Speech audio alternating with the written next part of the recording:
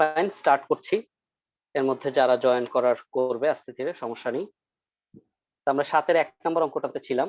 7-এর 1 নম্বর অঙ্কটাতে সবাই একটু প্রশ্নটা পড়ি, কি বলছে প্রশ্নটাতে। 7-এর 1 নম্বরে কি বলেছে? 7-এর 1 নম্বরে বলেছে যে এবিসি বাহুগুলোর মধ্যবিন্দু দেয়া রয়েছে, সো মধ্যবিন্দুগুলোর সাহায্যে ত্রিভুজ এবিসি এর ক্ষেত্রফল বের করতে হবে। ভালো কথা।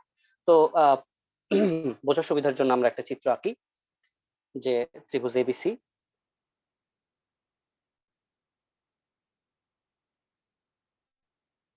সো ত্রিভুজ বিন্দু এ বি সি। এখন ডি বিন্দু হচ্ছে বিসি বাহুর মধ্যবিন্দু, এবং এটা এই যে ডি বিন্দু বিসি বাহুর মধ্যবিন্দু এটা আমি ধরে নিচ্ছি। সি বিন্দু হচ্ছে এসি বাহুর মধ্যবিন্দু, ই বিন্দু, এবং এফ বিন্দু হচ্ছে এবি বাহুর মধ্যবিন্দু। ওকে, সো ডি বিন্দুর স্থানাঙ্ক দেয়া রয়েছে, সেটা হচ্ছে 1 2, 2। ই বিন্দুর স্থানাঙ্ক দেয়া রয়েছে 4, 4, এবং এফ বিন্দুর স্থানাঙ্ক দেয়া রয়েছে 2, 8। এখন এই বাহুগুলোকে আমরা যুক্ত করলাম। এখন ত্রিভুজ ডিএফ এর ক্ষেত্রফল নির্ণয় করার মাধ্যমে আমরা ত্রিভুজ এবিসি এর ক্ষেত্রফল নির্ণয় করব। সো ঠিক আছে, লিখে ফেলি যে মনে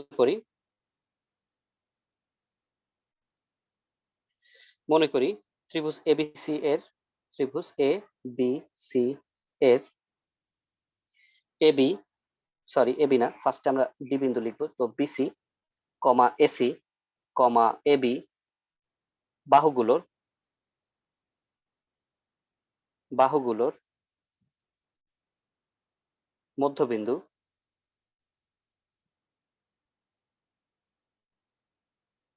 যথাক্রমে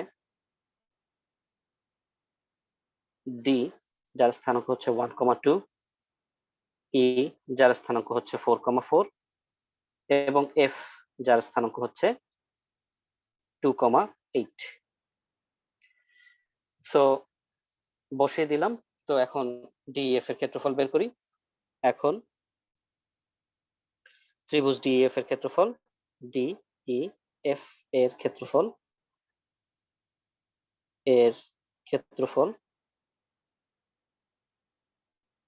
is equals to half into, so d এর মান হচ্ছে 1 4 2 2 4 8 1 1 1। ঠিক আছে। সো সাজিদ একটু আগে একটা কথা বলেছে যে আমরা যদি রাশি বাদ দিয়ে সংখ্যাগুলোর ক্ষেত্রে রো 1 থেকে রো 2 বিয়োগ করে অঙ্কগুলো করি, মানে রো 1 থেকে রো 2 এবং রো 2 থেকে রো 3 বিয়োগ করে যদি আমরা 0 নিয়ে এসে অঙ্কগুলো করি, সেক্ষেত্রে আমাদের অঙ্কের ভলিউম কিন্তু অনেক কমে যায়। সো ওর কথা অনুযায়ী আমরা একটু এক্ষেত্রে একটু রো 1 রো 2 বিয়োগ করে দেখি কতটুকু ছোট হচ্ছে আমাদের। ডেফিনেটলি ছোট হবে। সো এবং এভাবেই আসলে তোমরা একটা টাইমে করবে। সো আমরা ফার্স্টে রো 1 থেকে রো 2 বিয়োগ দিব এবং ফলাফলটা রো 1 এ রাখছি। সো 1 - 4, 2 - 4, 1 - 1, 4 - 2, 4 - 8, 1 - 1, এন্ড লাস্ট সারিটা আমরা যা আছে তাই রেখে দিচ্ছি। সো আমরা এখানে কি কাজ করলাম? আমরা রো 1 থেকে রো 2 বিয়োগ করলাম, ফলাফলটা আমরা রাখলাম রো 1 এ। আমরা রো 2 তে একটা ফলাফল রাখলাম, সেখানে আমরা রো 2 থেকে রো 3 কে বিয়োগ করলাম। সো এখন দেখি বিয়োগফলটা কি দাঁড়ায়। একটা কোশ্চেন বিয়োগফলটা ছিল, দাঁড়াবে হাফ। জি স্যার। একটা কোশ্চেন ছিল হ্যাঁ স্যার বলেন। স্যার, সাইড নোটটা কি দিতেই হবে? Side note is a must. Side note না দিলে আপনার এটা ভুল হয়ে যাবে, ভয়ঙ্কর ভুল হয়ে যাবে। Side note G is a sir. Must. এই ক্ষেত্রে side note is a must. -2 -4 8 0 0 1। Fine. তাহলে এখন এই মুহূর্তে আমরা কি দেখতে পাচ্ছি? এই মুহূর্তে আমরা দেখতে পাচ্ছি যে 0 0 সাপেক্ষে যদি আমি বিস্তৃত করি, তাহলে +0 -0 আর দরকার নেই, লাস্টে +1 এর সাপেক্ষে বিস্তৃত করলেই আমার অঙ্কটা হয়ে যায়। তার মানে +1 এর সাপেক্ষে যদি আমি বিস্তৃত করি, তাহলে আমার এখানে থাকছে -3 2 -2 -4, রাইট? তাহলে হাফ 3 ইন্টু 4, -3 ইন্টু -4, তাহলে এখানে দাঁড়াচ্ছে +12, এন্ড সূত্রের -2 ইন্টু -2, তাহলে -4, তাহলে এটা হয়ে যাবে +4। আর বাইরে +1 আকারে গুণ অবস্থায় রয়েছে, সেটা থাকলেও কি না থাকলেও কি, তাহলে এখানে দাঁড়াচ্ছে হাফ ইন্টু 16, কাটাকাটি করলে কত আসবে? 8 বর্গ এই যে এভাবে আমরা করলাম, আমরা এর আগ পর্যন্ত যেভাবে করতেছি সেভাবেও যদি আমরা করি, আসলে অঙ্কের লেন্থ বা ভলিউমটা হয়তো সেমই আসবে, লাইন সংখ্যা হয়তো সেমই আসবে, বাট এভাবে করলে আমাদের অঙ্কের অনেক ক্যালকুলেশনের কাউন্টটা কমে যায়। বাট তারপর আমি তোমাদেরকে ওইভাবে বারবার দেখাচ্ছি, এর পিছনে রিজনটা এটাই, যে যাতে ওই যে পলিসিটা, যে কিভাবে বাম পাশের পক্ষের সাথে বাম পাশের অংশের সাথে উপরের দিকের সাথে ডান পক্ষের নিচের অংশ আমি গুণ করছি, কোথায় প্লাস আসতেছে কোথায় মাইনাস আসতেছে, কেন মাইনাস আসতেছে, এই জিনিসগুলো যেন তোমরা বারবার বুঝে ফেলো। ফাইন, তাহলে আমরা ডিইএফ ছোট ত্রিভুজ ডিইএফ এর ক্ষেত্রফল বের করে ফেললাম 8 বর্গ একক। তাহলে ত্রিভুজ এবিসি কি হবে? এই ছোট ত্রিভুজ অন্তর্ভুক্ত ত্রিভুজ ডিইএফ এর 4 গুণের সমান। সুতরাং ত্রিভুজ এবিসি এর ক্ষেত্রফল, ত্রিভুজ এ বি সি এর ক্ষেত্রফল 4 ইন্টু ত্রিভুজ ডিইএফ এর ক্ষেত্রফল, ডিইএফ এর ক্ষেত্রফল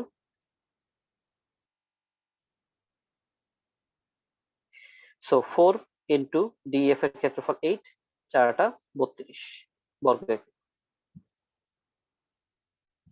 সো আমি স্টিল নাও ডিসঅ্যাপয়েন্টেড দ্যাট আবার এত করে বলা সত্ত্বেও আসলে আগে যে কয়জন ছিল এখন সে কয়জন নাই, শুরুতে যে কয়জন ছিল এখন আবার সবাই হাওয়া হয়ে গেছে। জিনিসগুলো আসলে কষ্ট দেয়। স্যার হ্যাঁ স্যার বল। স্যার এ পাশে কিছু লেখা লাগবে না যে এটা কিভাবে হলো? না, Side এটা লেখা note? লাগবে না। না, এই জায়গায় সাইড নোট দেওয়ার প্রয়োজন হবে না, কারণ কোন একটা ত্রিভুজের মধ্যবিন্দু সংযোজক রেখাগুলো এটা মানে এটা 4 গুণ, এটা আমরা লেখা লাগবে না, ঠিক আছে? আচ্ছা, এটা ছিল 7-এর 1 নাম্বার। ওকে, 7-এর 2 নাম্বার। তোমার যদি আমি সবার জন্য বলতেছি, যদি তোমরা নোট করো, যখন তোমরা নোট করবা তখন নোট করার জন্য তোমরা এটা সাইড নোট হিসেবে তোমরা নোট করে রাখতে পারো। পরীক্ষার হলে এই জায়গায় সাইড নোটটা ম্যান্ডেটরি না, দিলে কোনো সমস্যা নেই, দিলে যে কোনো সমস্যা আছে তা না।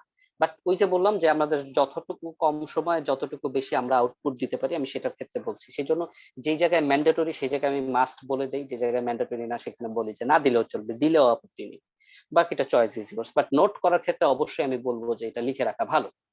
ফাইন, আমরা চলে যাচ্ছি 7-এর 2 নম্বর অঙ্কতে। 7-এর 2 নম্বর। আচ্ছা, যে কজন উপস্থিত রয়েছে এই মুহূর্তে, আমার এখানে 10 জন উপস্থিত রয়েছে। আচ্ছা, তাহলে 10 জনের সাথে একটু কথা বলি টাইমিং এর ব্যাপারে।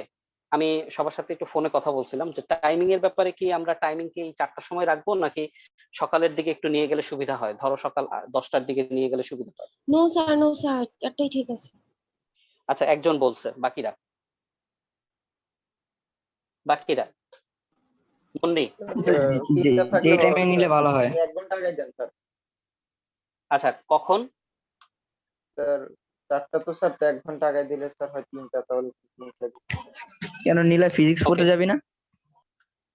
এই অনলাইনে পড়বো, কষ্ট হয়ে যায় ভাই ওটা আচ্ছা, যাইতে। ওকে ওকে, আমি একজন একজন করে মতামত নিচ্ছি। মুন্নি, আপনি কিছু বলতে চাচ্ছিলেন? স্যার আপনার ইচ্ছে, আপনি যখন দিবেন ওকে তখন ফাইন, বলবো। আচ্ছা ঠিক আছে। রায়হান, কি তোমার মতামতটা জানানোর সুযোগ আছে? ওই মেসেজ লিখতে পারবে সর্বোচ্চ। আচ্ছা ঠিক আছে। মাসুদ? আচ্ছা, রায়হান বলছে 4টায়। মাসুদ? আচ্ছা, তারপরে সাজিদ? স্যার আগানো গেলে খারাপ হতো না, তবে এখনো ঠিক আছে, সমস্যা নেই। আচ্ছা, তারপরে তাওহিদ? স্যার সমস্যা নেই স্যার, একটা হলে। স্যার মাসুদ লিখছে বলতে পড়ানোর ছুটি দিয়ে দরকার দিতে, নাই।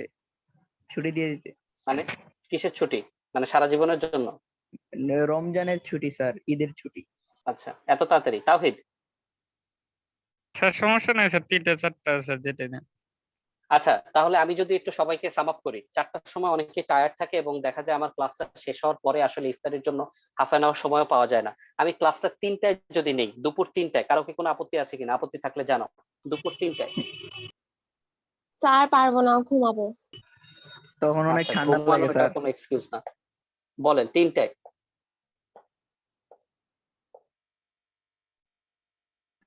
সমস্যা নাই স্যার। আচ্ছা, বাকি?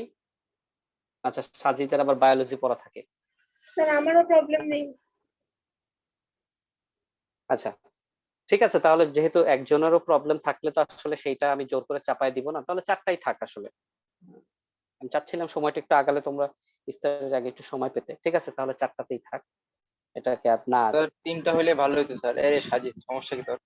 আমি তো 3টাই চাচ্ছিলাম, একটু আগাতে চাচ্ছিলাম যাতে ইফতারের আগে একটু ফ্রি টাইম পাওয়া যায়। রাহাত। আচ্ছা, তোমরা নিজেরা একটু কথা বলে নাও, আমাকে একটু তোমরা টাইম জানাও। যাই হোক, 7-2 নম্বর অঙ্কতে চলে আসি। 7-2 নম্বরে ওকে এবিসি জানাই দিব স্যার, ত্রিভুজের সমস্যা নেই। মধ্যমা, এবিসি ত্রিভুজের মধ্যমা গুলোর মধ্যবিন্দু। খেয়াল করো, একটা ত্রিভুজ র্যান্ডমলি আমরা অঙ্কন করি, ত্রিভুজ এবিসি একটু বড় সড়ো করে অঙ্কন করি, কারণ এখানে মধ্যমার একটা বিষয় রয়েছে। ত্রিভুজ এবিসি, এটা হচ্ছে একটা বড় সড়ো ত্রিভুজ অঙ্কন করলাম আমরা, ত্রিভুজ এ বি সি। এই এবিসি ত্রিভুজের মধ্যমা, মধ্যমা কি? বিসি বাহুর মধ্যবিন্দু ধরো ডি, সো মধ্যমা হচ্ছে এটা এডি। আবার এসি বাহুর মধ্যবিন্দু হচ্ছে ধরো ই, তাহলে মধ্যমা হবে পিই, রাইট? আবার এবি বাহুর মধ্যবিন্দু হচ্ছে এফ, তাহলে মধ্যমা হবে সিএফ। চিত্রটা একটু পেইনফুল লাগতে পারে, চিত্রটা একটু পেইনফুল লাগতে পারে, বাট ভয় পাওয়ার কোনো কারণ নেই। আচ্ছা, এখন মধ্যমা কাকে বলে? শীর্ষবিন্দু থেকে বিপরীত বাহুর উপরে অঙ্কিত, বিপরীত বাহুর মধ্যবিন্দুর উপরে অঙ্কিত লম্বকে কি বলে? আমাদের মধ্যমা বলে। এখন আমাকে বলেছে, আমাকে যে বিন্দুগুলো দেয়া রয়েছে স্থানাঙ্কগুলো, সেগুলো হচ্ছে মধ্যমার মধ্যমার মধ্যবিন্দু। দেখো প্রশ্নটা পড়ো, যে এবিসি ত্রিভুজের মধ্যমাগুলোর মধ্যবিন্দু, তার মানে অর্থাৎ এডি বাহুর মধ্যবিন্দু। সাপোজ এডি বাহুর মধ্যবিন্দু আমি ধরে নিলাম পি, ঠিক আছে? তারপরে এডি বাহুর মধ্যবিন্দু পি, তারপরে বিই বাহুর মধ্যবিন্দু, বিই বাহুর মধ্যবিন্দু কিউ। আবার সিএফ বাহুর মধ্যবিন্দু, সিএফ বাহুর মধ্যবিন্দু আমরা ধরে নিলাম আর। তাহলে আমরা যদি একটু স্কেল নেই, তাহলে আমাদের স্কেল নিলে আমরা P Q, then Q R and P R, এই মধ্যবিন্দুগুলোর সাহায্যে আমরা কি করতে পারবো? ত্রিভুজ পি কিউ আর এর ক্ষেত্রফল নির্ণয় করতে পারবো, তাই না? কিন্তু ত্রিভুজ পি কিউ আর এর ক্ষেত্রফল নির্ণয় করলে সেখান থেকে আমরা ত্রিভুজ এবিসি এর ক্ষেত্রফল কিভাবে নির্ণয় করব? আমাদেরকে বলেছে যে ত্রিভুজটির ক্ষেত্রফল নির্ণয় করো। এবিসি ত্রিভুজের মধ্যমা গুলোর মধ্যবিন্দুর স্থানাঙ্ক দিয়ে দিলাম তোমাকে আমি, এখন তুমি ত্রিভুজটির ক্ষেত্রফল নির্ণয় করে দেখাও। তাহলে ত্রিভুজটি বলতে কাকে বোঝাচ্ছে? ডেফিনেটলি এবিসি ত্রিভুজকে বোঝাচ্ছে, রাইট? সো এবিসি ত্রিভুজকে যদি আমাকে ক্ষেত্রফল বের করতে হয়, তাহলে এই যে অন্তর্ভুক্ত যে পিকিউআর ত্রিভুজটি রয়েছে, এই পিকিউআর ত্রিভুজটির সাথে বড় ত্রিভুজ এবিসি এর একটা সম্পর্ক থাকতে হবে। ঠিক যেরকম ভাবে আমরা কি করেছিলাম, যে এই ত্রিভুজ ডিইএফ এর সাথে এই অন্তর্ভুক্ত ত্রিভুজটার সাথে এই বড় ত্রিভুজটার কি রয়েছে? একটা সম্পর্ক রয়েছে, 4:1 এর একটা সম্পর্ক রয়েছে। তাহলে আমাদের এই মধ্যমাগুলোর মধ্যবিন্দুর সাহায্যে যে ত্রিভুজ পিকিউআর পেলাম এবং বড় ত্রিভুজ যেটা ত্রিভুজ এবিসি, এই দুটোর মধ্যে একটা কি থাকতে হবে? ডেফিনেটলি একটা সম্পর্ক থাকতে হবে, যেই সম্পর্ক দিয়ে আমরা ক্ষেত্রফলটা নির্ণয় করতে পারবো। কারণ পিকিউআর এর মান দেওয়া রয়েছে, আমরা তো ইজিলি ক্ষেত্রফল নির্ণয় করতেই পারি। পিকিউআর দেওয়া রয়েছে, ইজিলি আমরা কি ক্ষেত্রফল নির্ণয় করতেই পারি। বাট এবিসি কি দিয়ে করবো? সো এই জিনিসটা আমরা একটু থিওরি আকারে লিখে দিব, সমস্যা নেই। ফার্স্ট অফ অল আমরা পিকিউআর 3টি বিন্দুর সাহায্যে, পিকিউআর এই বিন্দু 3টে আমি ধরে নিয়েছি, এখানে মধ্যবিন্দুর কথা জাস্ট বলা রয়েছে। এখন পিকিউআর বিন্দু 3টির সাহায্যে আমি ত্রিভুজ পিকিউআর এর ক্ষেত্রফল আগে ফার্স্টে বের করি, বের করার পরে দেন আমি ত্রিভুজ এবিসি এর সাথে সম্পর্কটা কি, সেই সম্পর্কটা আমি লিখে দিচ্ছি।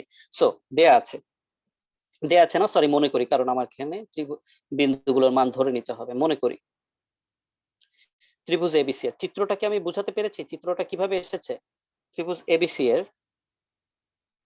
এডি কমা বিই কমা সিএফ মধ্যমাগুলোর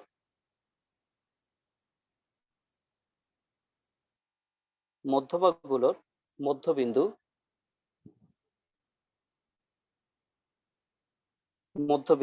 যথাক্রমে পি বিন্দু যার স্থানাঙ্ক হচ্ছে 1,2, কিউ বিন্দু যার স্থানাঙ্ক হচ্ছে 4,4 এবং আর একটা বিন্দু যার স্থানাঙ্ক হচ্ছে 2,8, এটা দেওয়া আছে। তো এখন ডেফিনেটলি আমরা কি করতে পারবো? পিকিউআর এর ক্ষেত্রফল বের করতে পারবো। সুতরাং ত্রিভুজ পিকিউআর এর ক্ষেত্রফল, পিকিউআর এর ক্ষেত্রফল, পিকিউআর এর ক্ষেত্রফল সমান সমান হাফ ইন্টু 1 4 2 2 4 8 1 1 1। আমি এখন এটাকে কি বলে যে আগের অঙ্কটা যেভাবে করেছি রো থেকে রো বিয়োগ দেওয়া, সেভাবে আমি করব না, এটাকে আমি বিস্তৃত করব। হাফ, সো প্রথম সারির সাপেক্ষে আমি বিস্তৃত করছি। +1 সারিবাদ কলামবাদ 4 8 1 1, -2 সারিবাদ কলামবাদ 4 2 1 1, +1 সারিবাদ কলামবাদ 4 2 4 8। নাও হাফ 1 গুণ অবস্থায় থাকা না থাকা সমান কথা, 4 - 8 -2 4 - 2 +1 into 32 - 8। আশা করি কারো কোনো কনফিউশন নেই। হাফ -4 -2 into 2 +1 into 32 থেকে 8 গেলে কত থাকে? 24। হাফ -4 -4 +24। হাফ +16 কাটাকাটি গেলে কত থাকে? 8 বর্গ একক। এটা হচ্ছে মধ্যমাগুলোর মধ্যবিন্দুর সাহায্যে গঠিত ত্রিভুজ পিকিউআর এর ক্ষেত্রফল। এখন আসেন আমি একটা থিওরি লিখতেছি। এটাকে অবশ্যই নোট খাতায় রাখবেন, আর চাইলে পরীক্ষার হলে লিখলেও লিখতে পারেন, কোনো সমস্যা নেই। আমরা জানি ত্রিভুজের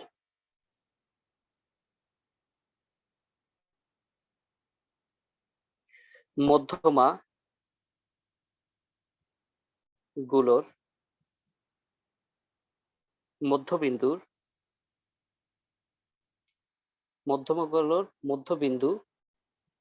ত্রয়ের মানে তিনটির সাহায্যে গঠিত ত্রিভুজ এর ক্ষেত্রফল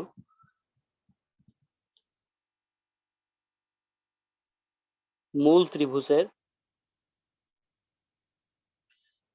ত্রিভুজের 16 ভাগের 1 ভাগ। আমরা জানি ত্রিভুজের মধ্যমা বিন্দু ত্রয়ের সাহায্যে গঠিত ত্রিভুজের ক্ষেত্রফল মূল ত্রিভুজের 16 ভাগের 1 ভাগ, অর্থাৎ এই যে ত্রিভুজ পিকিউআর এটা হবে ত্রিভুজ এবিসি এর 16 ভাগের 1 ভাগ। তাহলে এটা কি বলা যায়? ত্রিভুজ এবিসি হবে পিকিউআর এর 16 গুণ। ত্রিভুজ এবিসি হবে পিকিউআর এর 16 গুণ। আমি কি বোঝাতে পেরেছি? জি স্যার। থিওরিটা হচ্ছে 16 ভাগের 1 ভাগ। তাহলে সুতরাং আমরা বলতে পারি ত্রিভুজ এবিসি এর ক্ষেত্রফল হবে 16 গুণ কার? ত্রিভুজ পিকিউআর এর 16 গুণ। তাহলে পিকিউআর আমরা কত পেয়েছি? 8 পেয়েছি। তাহলে 16 দ্বারা গুণ করলে আমাদের কত আসে? 128 বর্গ একক। বুঝতে পেরেছি অঙ্কটা জি সবাই? স্যার। কারো কোনো কনফিউশন আছে? না স্যার। ওকে ফাইন, তাহলে আমরা 8 নাম্বার অঙ্কতে চলে যাই। 8 নাম্বার অঙ্কতে বাই দ্য ওয়ে আগামীকালকে কিন্তু আমাদের রেগুলার টাইমে রেগুলার ক্লাস আছে, ঠিক আছে? এমন না যে আজকে ক্লাস নিচ্ছি বিধায় আগামী ক্লাস বাদ যাবে।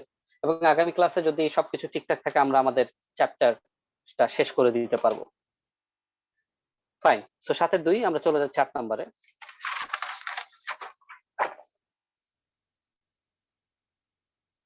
8 নাম্বারে কি বলছে? 8 নম্বরে বলছে যে ত্রিভুজ OPQ ও পি কিউ, এখানে ও হচ্ছে মূলবিন্দু, ত্রিভুজ ও পি কিউ এর শীর্ষত্রয়ে স্থানাঙ্ক দেয়া রয়েছে। ত্রিভুজ ও পি কিউ এর শীর্ষত্রয়ের স্থানাঙ্ক দেয়া রয়েছে, ভালো কথা। এখন কি বলেছে? এখন বলেছে দেখাও যে alpha is equals to beta হলে ত্রিভুজটির ক্ষেত্রফল সবচেয়ে বড় হবে এবং সবচেয়ে বড় মানটি বের করে। তার মানে এখানে একটা ত্রিকোণমিতিক ব্যাপার অলরেডি কিন্তু চলে এসেছে, কারণ সবচেয়ে বড় মান এবং সবচেয়ে ছোট মান এই জিনিসগুলোর কিছুটা ত্রিকোণমিতির উপরে কিন্তু ডিপেন্ড করে। এবং এখানে যেহেতু আমরা দেখতে পাচ্ছি আমাদের যেই বিন্দুগুলো, সেই বিন্দুগুলোর ক্ষেত্রেও কিন্তু কজ, সাইন এগুলো দেয়া রয়েছে। সো ত্রিকোণমিতিক কজের ক্ষেত্রে ত্রিকোণমিতিক সর্বোচ্চ বড় মান, কজ এবং সাইন দুইটার ক্ষেত্রেই ত্রিকোণমিতিক সর্বোচ্চ বড় মান হচ্ছে +1, এবং কজ এবং সাইন উভয়ের ক্ষেত্রে ত্রিকোণমিতিক সর্বনিম্ন ছোট মান হচ্ছে -1। এই জিনিসটা কি মনে আছে? এটা কি মনে আছে সবার? কজ এবং সাইনের সর্বোচ্চ মান কত? +1। কজ এবং সাইনের সর্বনিম্ন মান কত? -1। ওকে, ফাইন। তাহলে আমাদের এখানে আর চিত্রের মধ্যে তেমন খুব বেশি স্পেশাল কোনো কিছু নেই, জাস্ট একটা ত্রিভুজ, চিত্রের মধ্যে কোনো অঙ্কন নেই, তাই আমরা এখানে আর চিত্র দেওয়ার কোনো প্রয়োজন বোধ করছি না। সো সরাসরি লিখে ফেলি, দেয়া আছে, দেয়া আছে ও, ওকে হচ্ছে মূল বিন্দু, দ্যাটস ওয়াই স্থানাঙ্ক 0 0, কমা পি, পি হচ্ছে a cos beta minus a sine beta, comma Q, Q হচ্ছে a sine alpha, comma a cos alpha. So O P Q এর স্থানাঙ্ক অলরেডি লিখে ফেলেছি। তো এখন কি ও পি কিউ এর ক্ষেত্রফল বের করব, খুবই সিম্পল, যে সুতরাং ত্রিভুজ ও পি কিউ এর ক্ষেত্রফল, ক্ষেত্রফল ওপিকিউ এর ক্ষেত্রফল যদি বের করতে চাই তাহলে সূত্র অনুযায়ী সাজাই হাফ। দেখো প্রথমটা 0, then a cos beta, then a sine alpha 0, তাহলে minus a sine beta plus a cos alpha and then 1 1 1। ঠিক আছে, 1 1 1। এখন আমরা দেখতে পাচ্ছি, এখন আমি যদি এই প্রথম সারির সাপেক্ষে বিস্তৃত করি, তো প্রথম সারির সাপেক্ষে বিস্তৃত করলে এটা কত? +1 প্লাস মাইনাস প্লাস, তাহলে +0 -0 প্রথম সারির সাপেক্ষে বিস্তৃত কি আমার কোনো করার প্রয়োজন রয়েছে? নেই, কারণ আমার কি রয়েছে? 0 0 রয়েছে, তাহলে কিন্তু আমার বিস্তৃত করার কোনো প্রয়োজন নেই। এখন আমি শুধু জাস্ট লাস্ট উপাদান যেটা রয়েছে +1 তার সাপেক্ষে যদি বিস্তৃত করি তাহলে আমাদের কি কি অবশিষ্ট থাকছে দেখি। +1 এর সাপেক্ষে যদি বিস্তৃত করি তাহলে +1 রিলেটেড সারিবাদ কলাম বাদ দিয়ে আমাদের কাছে অবশিষ্ট থাকে এ কস বিটা, এ কস বিটা, এ সাইন বিটা, এ সাইন আলফা, এ কস আলফা। ঠিক আছে, এটা আমাদের অবশিষ্ট থাকে। এখন আমরা কি করতে পারি, এখানে যেহেতু +1 এটা তো আর বলার অপেক্ষা রাখে না, জাস্ট একই অবস্থায় থাকবে, থাকা না থাকা সমান কথা। এখন জাস্ট আমরা কি করব, আমরা গুণ করব, রাইট? আর গুণ করব, ক্রস গুণ করবো, দ্যাট মিন্স উপরেরটার সাথে নিচেরটা। দেখ এখানে কি রয়েছে, a ইনটু a, তাহলে কি হবে a square cos alpha into cos beta, cos alpha into cos beta, সূত্রের মাইনাস, আর এখানে অলরেডি আগে থেকে একটা মাইনাস রয়েছে তাই এই জিনিসটা কি হয়ে যাবে প্লাস, a a গুণ হয়ে গেল a square, sine beta sine alpha গুণ হয়ে গেল sine alpha into sine beta. Sir তাহলে এখন আমার দেখো, একটু কনফিউশন ছিল। বলে স্যার আমরা যখন আর গুণ করি তখন তো আগে ফার্স্টের পদটা নিয়ে আসি দেন সেকেন্ডটা না? ফার্স্টে কি নিয়ে আসি? ফার্স্টের যে রোটা থাকে, আই মিন যে জিনিসটা থাকে, লাইক এ কস দেখো বিটা ইনটু এখানে আমি এ হয়তো কস একটু ভুল আলফা। ভুল আচ্ছা আমি কিন্তু এখানে একটু ভুল করে একটা জিনিস উচ্চারণ করেছি, যে আর গুণের ব্যাপারটা কিন্তু এখানে হচ্ছে না, এখানে নির্ণায়কের কনসেপ্টটা হচ্ছে। তো নির্ণায়কের কনসেপ্টে বিস্তৃতকরণের সময় যখন আমরা গুণটা করি তখন বাম পাশের প্রথম পদ, বাম পাশ, এটা বাম পাশ এটা ডান পাশ, বাম পাশের প্রথম পদ বা সবার উপরের পদ এর সাথে ডান পাশের সর্বনিম্ন পদ, নিচের যে পদটা সেটার গুণটা ফার্স্টে হয়। তারপরে অবশিষ্ট যে রাশিটা থাকে ক্রস বরাবর সেই গুণটা হয়। ঠিক আছে, আমি কি বোঝাতে পারলাম? ওকে, তাহলে এখন এখান থেকে আমরা হাফ এর পরে এ স্কোয়ার যদি কমন নেই, এ স্কোয়ার কমন নিলে আমাদের এখানে থেকে যাচ্ছে cos alpha into cos beta plus sine alpha into sine beta. আচ্ছা, তাহলে হাফ ইন্টু এ স্কোয়ার, তাহলে আমরা এটা বুঝতে পারছি যে এখানে এ স্কোয়ার বাই 2 আমরা লিখতেই পারি। এখন আমাদের সূত্র মনে আছে কিনা, ত্রিকোণমিতি চলে আসছে কিন্তু এখানে অলরেডি। সূত্র মনে আছে কিনা, cos alpha into cos beta plus sine alpha into sine beta, এটা কিন্তু আমাদের কজ এ মাইনাস বি এর সূত্র। আমি একটু তোমাদের 7.1 এর 7.2 এর সূত্র, কজ এ মাইনাস বি এর সূত্র ছিল এটা। কজ এ মাইনাস বি এর সূত্র cos A into cos B মাইনাসের সূত্র, তাই এখানে আসবে plus sine A into sine B. আশা করি জিনিসটা মনে আছে। সো সেই সূত্র অনুযায়ী আমরা এখন এখানে কি করতে পারি, এখানে আমরা লিখতে পারি কজ আলফা মাইনাস বিটা, সূত্র প্রয়োগ করে a square divided by 2 into cos alpha minus beta. Definitely এটার আর কোনো মানে আর কোনো কিছু লেখা যায় না, তাই এখানে আমরা বর্গ একক লিখে দিচ্ছি, বর্গ একক। এখন এখানে আমরা কি করব, বাকি কাজটা করব। এখন আমরা বাকি কাজ এখানে করব। কি বাকি কাজ? বাকি কিছু কথাবার্তা লেখা আছে, সেই লেখাটা আমরা লিখব। সেটা হচ্ছে, এটা তো আমার ত্রিভুজের ক্ষেত্রফল, ডেফিনেটলি রাইট। এটা আমার ত্রিভুজের ক্ষেত্রফল, বর্গ এককে যেহেতু বের করে ফেলেছি, ডেফিনেটলি এটা ত্রিভুজের ক্ষেত্রফল। বাট এখন খেয়াল করো, ত্রিভুজের ক্ষেত্রফল কিন্তু আমার এই যে cos আলফা মাইনাস বিটা এই অংশটার উপরে কিন্তু ডিপেন্ড করতেছে। কেন sir? cos alpha minus beta এটার মাধ্যমে যদি কোণের কারণে কোনোভাবে এটার মান কি হয়ে যায়, জিরো হয়ে যায়, তাহলে পুরো জিনিসটা কি জিরো হয়ে যাবে। আবার আলফা মাইনাস বিটার কারণে cos এই আলফা মাইনাস বিটার মান যদি অনেক বড় হয়ে যায়, তাহলে কি হয়ে যাবে, এটার মান অনেক বড় হয়ে যাবে। আবার -1 হয়ে গেলে কি হয়ে যাবে, -1 হয়ে যাবে। তার মানে আলফা মাইনাস বিটা এর মান কি হলে cos এর মান সর্বোচ্চ হবে? আমরা জানি cos এর সর্বোচ্চ মান কত, +1। cos এর মান হচ্ছে কি +1। তার মানে cos alpha minus beta is equals to, যদি 1 হয়, এর মান যদি 1 হয়, তবেই কেবলমাত্র এই পুরো ক্ষেত্রফলটার মান সর্বোচ্চ হতে পারবে। আমি কি বুঝাতে পেরেছি? যে cos আলফা মাইনাস বিটা এর মান যদি সর্বোচ্চ হয়, এবং cos আলফা মাইনাস বিটার সর্বোচ্চ মান হচ্ছে +1, এই +1 হলেই কেবলমাত্র এর ক্ষেত্রফলের মান সর্বোচ্চ হতে পারবে। আমি কি বুঝাতে পেরেছি? তাহলে এখন শুধুমাত্র যে কথাটা আমি বললাম সেই কথাটাই আমি লিখবো, যে ত্রিভুজটির ক্ষেত্রফল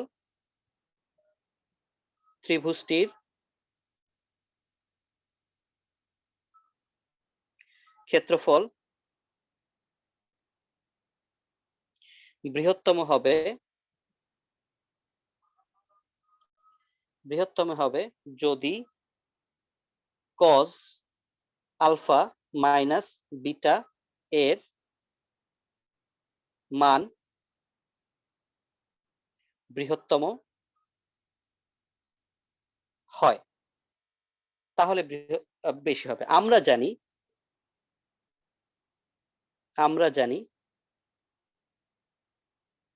cos আলফা মাইনাস বিটা, এখানে আলফা মাইনাস বিটার ফ্যাক্ট না, এখানে ফ্যাক্ট হচ্ছে এখানে cos থিটাও হইতে পারতো, cos ABC ও হইতে পারতো। সো এখানে cos এর সাথে যেই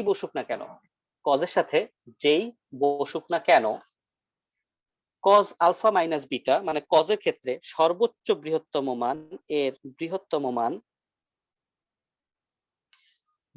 মান হবে 1। ডেফিনেটলি এর বৃহত্তম মান হবে 1। সুতরাং cos alpha minus beta is equals to 1, আমরা সরাসরি বলে দিতে পারি। এখন cos কত ডিগ্রি এর মান, এখানে ডিগ্রির একটা বিষয় রয়েছে। cos কত ডিগ্রি এর মান 1, ডেফিনেটলি cos 0 ডিগ্রি এর মান কিন্তু 1। একটা প্রাণীও রেসপন্স করতেছে না। cos 0 ডিগ্রি এর মান কত, 1। তাহলে আমরা 1 এর জায়গায় cos 0 লিখলাম। এখন বাম পাশ এবং ডান পাশ থেকে আমরা কি করতে পারি, cos এবং cos কে যদি বাদ দেই, তাহলে আমরা কি লিখতে পারি, alpha minus beta is equals to কি দাঁড়ায়, 0। Alpha minus beta is equals to যদি 0 হয়, তাহলে আমি কি করতে পারি, সুতরাং আমরা বলতে পারি alpha is equals to beta. Alpha is equals to beta. তাহলে আলফা ইজ ইকুয়ালস টু যদি বিটা হয়, আলফা ইজ ইকুয়ালস টু যদি বিটা হয়, তাহলে কজ আলফা মাইনাস বিটা এর মান কত হবে? 1 হবে। এবং কজ আলফা মাইনাস বিটা এর মান যদি 1 হয়, যেটা হচ্ছে কজের সবচেয়ে বৃহত্তম মান, এটার মান যদি 1 হয়, তবেই ত্রিভুজটির ক্ষেত্রফল কি হবে? সর্বোচ্চ হবে। তবেই ত্রিভুজটির ক্ষেত্রফল হবে সর্বোচ্চ। এবং কিন্তু আমাকে তাই বলেছে, যে আমাকে বলেছে যে দেখাও যে alpha is equals to beta হলে ত্রিভুজটির ক্ষেত্রফল সবচেয়ে বড় হবে। আমি দেখিয়েছি। এরপরে কিন্তু আরো বের করতে বলেছে যে সর্বোচ্চ মানটি, সবচেয়ে বড় মানটি বের করো। এতটুকু দেখালেই হবে না, সর্বোচ্চ মানটি আমাকে বের করতে হবে। তাহলে আমরা এটুকু লিখে দেই, যেটুকু আমরা কথা বললাম সেটুকু আমরা লিখে দেই। সুতরাং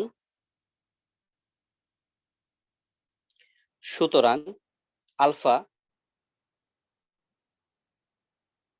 ইজ ইকুয়ালস টু বিটা হলে ত্রিভুজটির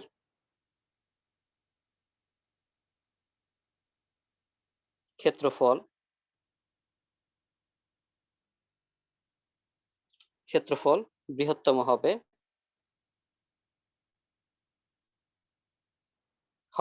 এবং বৃহত্তম হলে মান কত? যদি আলফা মাইনাস বিটা হয়, তাহলে আসলে এই কজ আলফা মাইনাস বিটা এই জায়গাটা কি বসে যায়? আসলে 1 বসে যায় না? এই পুরো জায়গাটা আসলে কি বসে যায়? 1 হয়ে যায়। সর্বোচ্চ মান কত? 1। তো এই জায়গাটা কি বসে যাবে? 1 বসে যাবে। তার মানে সুতরাং নির্ণেয় বৃহত্তম ক্ষেত্রফল, নির্ণেয় বৃহত্তম ক্ষেত্রফল কি হবে?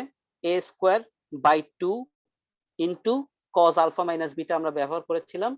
সো সেই জায়গাটা কি বসে যাবে? 1 বসে যাবে। আমরা সাইড নোট দিতে পারি, যেহেতু cos আলফা মাইনাস বিটা এর সর্বোচ্চ মান কত? 1।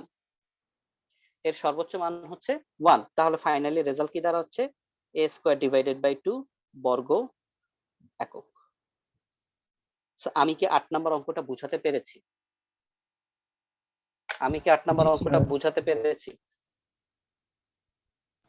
স্যার আরেকবার সবাই? একটু বুঝিয়ে দিলে ভালো হতো স্যার। ওকে ফাইন, বলতে হবে। ঠিক আছে, তাহলে এখন খেয়াল করো, আমরা আমাদের 3টা বিন্দু দেয়া ছিল। 3টা বিন্দু এর সাহায্যে আমরা একটা ত্রিভুজের ক্ষেত্রফল নির্ণয় করেছি। ওকে, এতটুকুতে কোনো সমস্যা নেই। তো ক্ষেত্রফল নির্ণয় করার পরে আমরা ক্ষেত্রফলের জায়গায় পেয়েছি a square by 2 into cos alpha minus beta.